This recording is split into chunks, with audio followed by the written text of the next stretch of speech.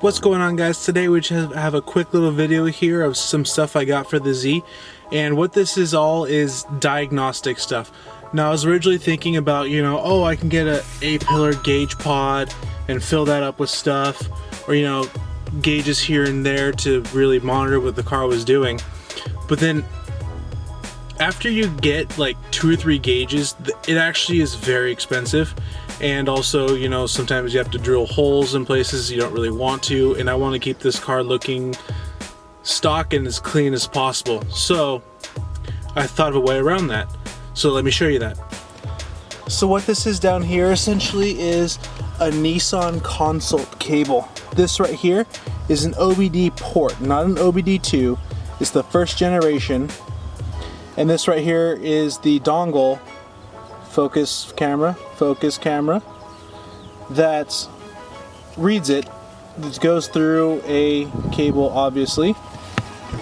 And what I bought was just some cheap Windows tablet, so I can run all the software right from this, and all I have to do is just get a little mount, which I think what I'm going to do is undo the bolt up here on the passenger seat that bolts it onto the car, and then just make a mount which will put it about right here, and then just tuck this wire up underneath the dashboard and have it pop out maybe like right here or from the glove box or something, and I can monitor almost everything except for a wideband. And in turn, that eliminates the need for all those gauges. And I got the cable for $40. And then you can get free software. Right now that's showing on a tablet is just the free version of the Nissan Consult. But there are different, wow, that lighting is terrible. There we go. So it's the free version. There are a bunch of free versions out there. You can do gauges, you can do all that stuff, but the nice thing about once you pay for the consult is that you have the option to adjust a little bit. You can adjust the fuel trim, you can adjust your idle, you can adjust a couple other things on there which are key. It's not a full custom tune like you would get from a standalone ECU or the options you can get from Niztune, but it does keep it so you can keep an eye on everything, which is really nice. So I'm gonna go ahead and turn on the car for you real quick and just fire up the data monitoring so you can see exactly what it looks like and see how it works.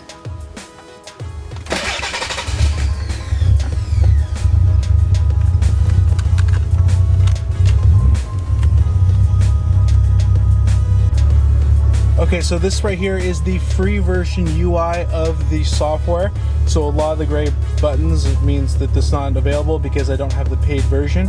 We've just come up here to full data monitoring. So here we go. Right here, you can see the idle. You see the RPMs right here. The mass air fuel volts, which that doesn't help you very much because it's not a wideband. All it says right here is if it's running lean or rich. So on idle, of course, it's going to be running a little lean. Your battery voltage, because that's always important to keep on. You got to produce those 13.7, 13.8 volts to be running good. Your O2 sensor volts, yeah, it's just stuff that doesn't really help you, but you got to keep an eye on. Ignition timing, most important part, is to be running 15 degrees before top dead center. Your pulse injection, stuff like that. And obviously a lot more here is grayed out that we can't keep an eye on because, once again, this is the free version. But I'm just showing you guys this real quick to show you how I'm going to be setting up the car and how I want to set up the dashboard and everything. And yes, I still do need a trim piece right here and then up here. I already know about that. But once again, I have other things that are more important to me, like making sure this car runs well.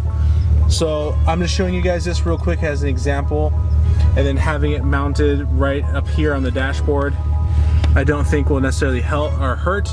And then I know this doesn't monitor the boost. It probably does, but not in the free version. But then again, my Greddy boost controller right here does monitor the boost. So I am running 9.4 pounds in vacuum right now, and obviously that changes. And then right here is the turbo timer, which is replaced with the stock clock that's usually right here. So it's set up pretty clean. I want to keep it clean. And so having this hard mounted right here is just another way. Although I do need to plan out a way to make sure that this consistently gets charged, because right here, you know, this console cable plugs into this, which is not charging the tablet. I might figure out if I can tap into this somehow and then make an adapter from, you know, like the cigarette lighter, like tap into the wires down here and then have a power run underneath through here up into here. Those are things I need to figure out, but for right now, once again, we're just solely focusing on how the car is running. So you guys can see real quick, I'm gonna blip the throttle. You can see how quick it actually reads everything.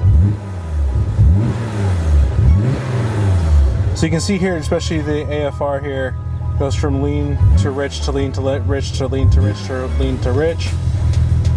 And this car is not tuned, guys. It has bigger fuel injectors in it, but it's still set up for stock injectors. So this thing does power down gas real quick. That's one thing that is going to be worked on.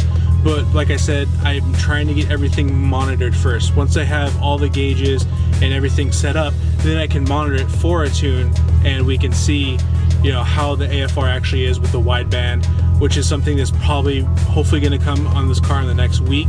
I'm going to take down one of the test pipes to the muffler shop where the Genesis is having its exhaust built right now and see how much she would charge just to weld in a little O2 sensor bung right there so I can start running a wideband.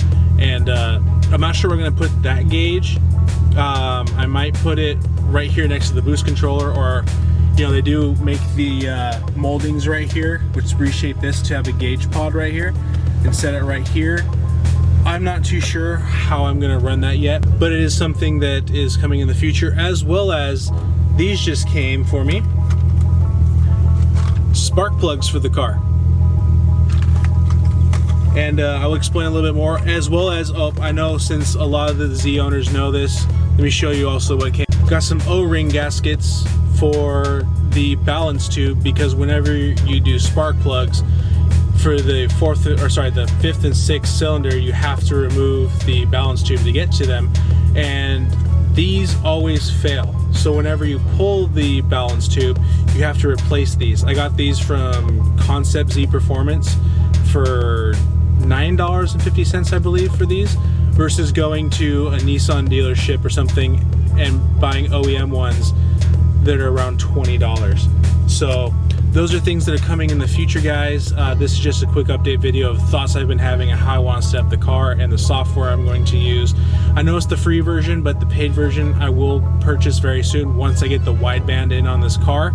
And then from there, it's literally tuning the car and putting in new spark plugs and having this car probably, with all the mods on it, it's 600 wheel horsepower capable, but that is pushing the stock block to the absolute limit, and I don't feel safe doing that. So I'm gonna aim for about 500 and we'll be good there. And then it's just from there, you know, it's the interior project, replacing all the leather here, getting a new front bumper on the car, getting some door dings and dents pulled out of the car, and then it's off to Danny Courtney's for him to wrap it. So we're on track here. By, I would guess, midsummer, this car is going to be done, and it's going to be fast and it's going to be fun. Look at this, guys. This software thinks my idle's right in the good zone. Thank you guys so much for watching this video. If you like what you just saw, go ahead and hit that like button and consider subscribing to the channel. And I will see you guys in the next video. Until then, peace out and together to the top.